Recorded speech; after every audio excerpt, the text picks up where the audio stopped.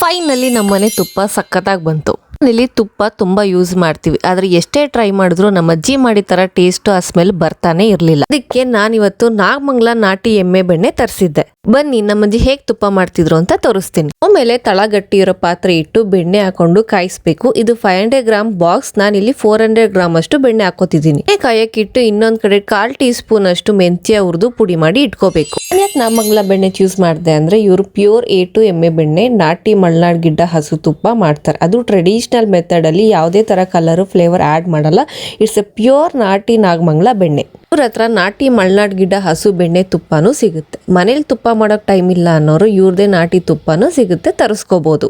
ಇದು 500 gram box, just 499 and guess what, with free shipping ಕೊಡ್ತಿದ್ದಾರೆ. ಚೆನ್ನಾಗಿದೆ ಅಲ್ವಾ?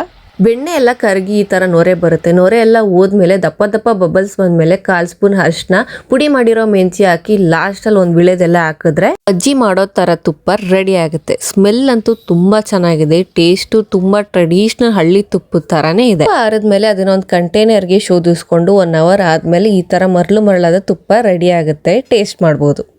ನಾಗಮಂಗಲ ಬೆಣ್ಣೆ ತುಪ್ಪ ಫೇಮಸ್ ಅಂತ ಗೊತ್ತಿತ್ತು, ಬಟ್ ಯಾಕೆ ಅಂತ ಈಗ ಗೊತ್ತಾಯ್ತು. ಟೇಸ್ಟ್ ಅಷ್ಟು ಚೆನ್ನಾಗಿದೆ. ನೀವು ನಾಟಿ ನಾಗಮಂಗಲ ಬೆಣ್ಣೆ ಟೇಸ್ಟ್ ಮಾಡಬೇಕು ಅಂದ್ರೆ ಇವ್ರ ಪೇಜ್ ಟ್ಯಾಗ್ ಮಾಡಿರ್ತೀನಿ, ಚೆಕ್ ಮಾಡಿ.